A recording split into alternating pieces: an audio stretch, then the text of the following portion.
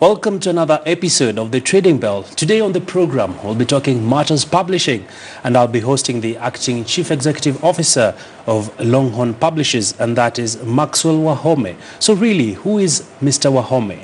Let's take a look at his profile. Maxwell is a finance and strategy professional with 13 years working experience, gained at both Longhorn Publishers Limited and PricewaterhouseCoopers Kenya and South Africa. Maxwell has extensive experience in overseeing business strategy and managing the finance functions of the organization and multicultural teams and dealing with complex business matters. Thank you so much, Wahome, for making time for us. Thank you for having me. Indeed, very, very interesting times for the publishing sector in the country. And from your interactions with the stakeholders in the industry, of course, Longhorn has been actually playing a pivotal role in the publishing industry. And talk to us about the current landscape in the country. I think the current landscape, as you put it, you'd say it's one of transition. The key transition being from the old, say, knowledge-based curriculum to a competence-based curriculum. So that's a key thing that's happening in our industry. And as the leading publisher in the industry, we've taken an active role in ensuring that we've developed products suitable for our learners. And also, we've done a lot to provide our teachers with the necessary support in order to successfully roll out the new curriculum. All right. Yeah. And Wahome, we look at the publishing sector right now. It's quite evolving, if I may say so. And take, for instance, Longhorn Publishers. Right now, being a market leader is one thing. The other thing is, what opportunities are you seeing right now that are being presented, not only in Kenya, but in East Africa at large? Thank you. Now, the opportunities, so the key opportunity that I see right now is digital. The digital evolution has changed quite a number of things, and that's the future of education going forward. Now, as publishers, we've invested a lot in digital, and we've ensured that we've developed the Longhorn e-learning platform, which is accessible from your Android and Apple devices, and ensured that content is available for all kinds of learners. So that's the key opportunity that we see, and that's an opportunity that we're going to exploit all over the region. The other thing that we are currently looking at is other sectors of education. Now, quite a number of publishers are focused on textbooks. Longhorn has gone further and ensured that we are looking at creative works with a lot of depth, and that will go a long way in developing our African writers. And one thing that's very clear is that the African story is yet to be heard by the world.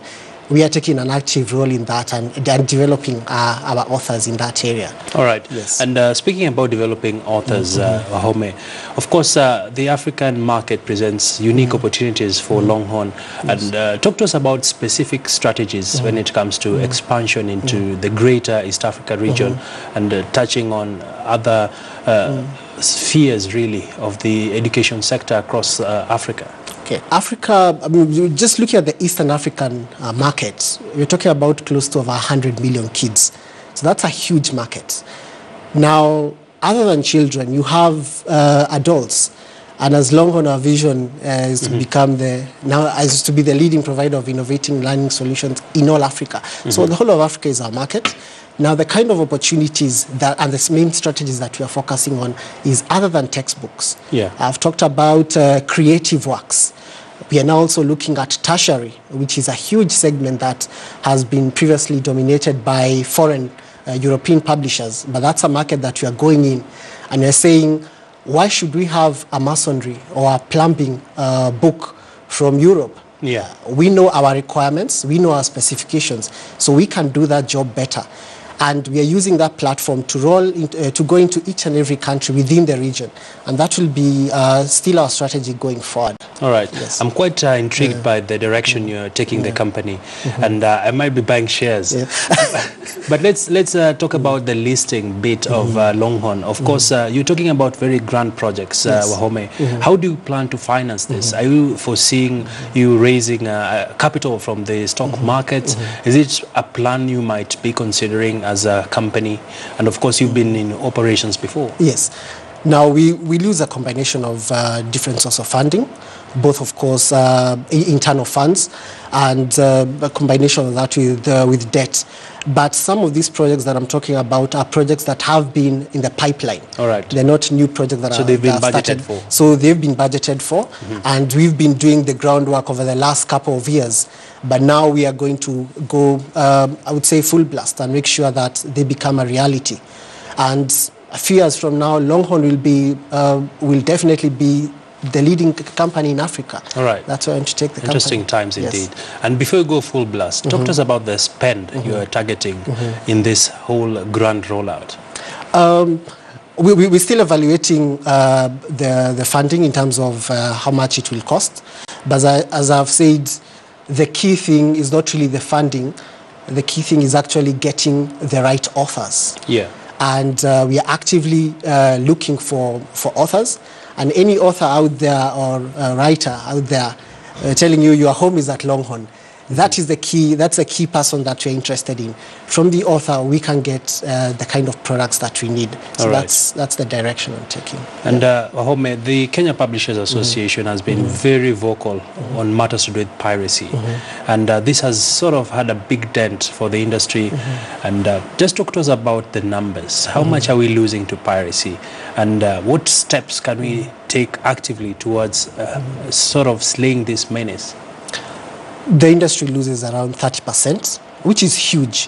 When you think of the ripple effect to our authors, how much they are losing.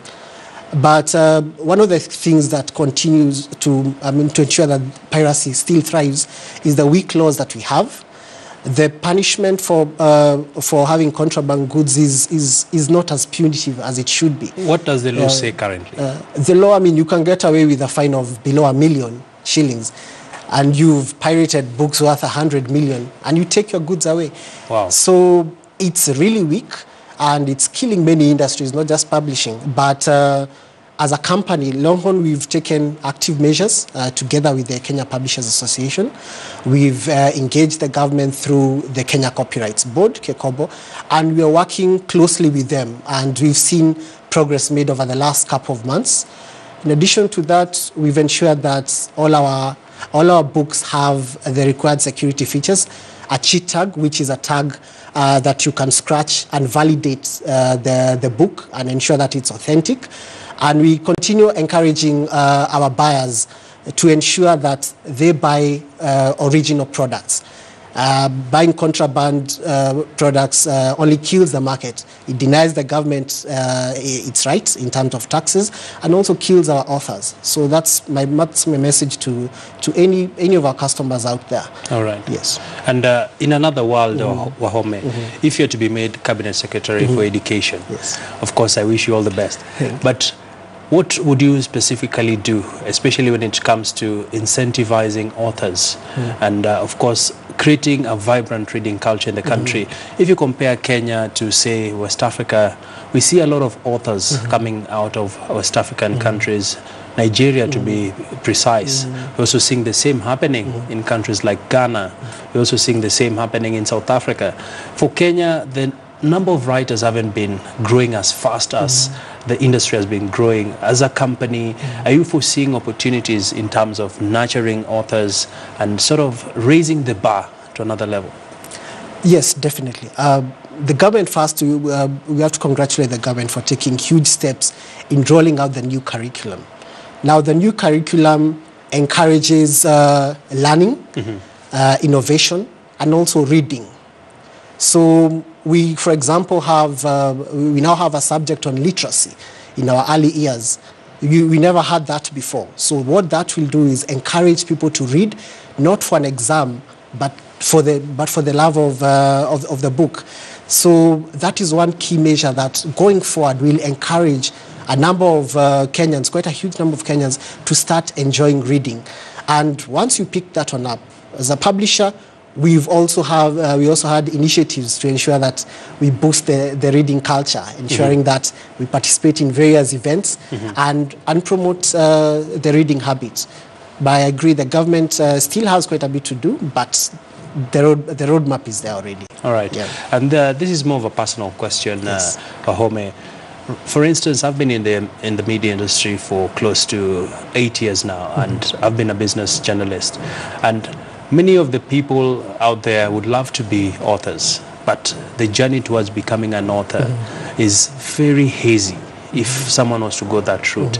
Of course, for you, it would be more business if you can get more authors to write very experiential kind of books that you can publish, that can become bestsellers eventually.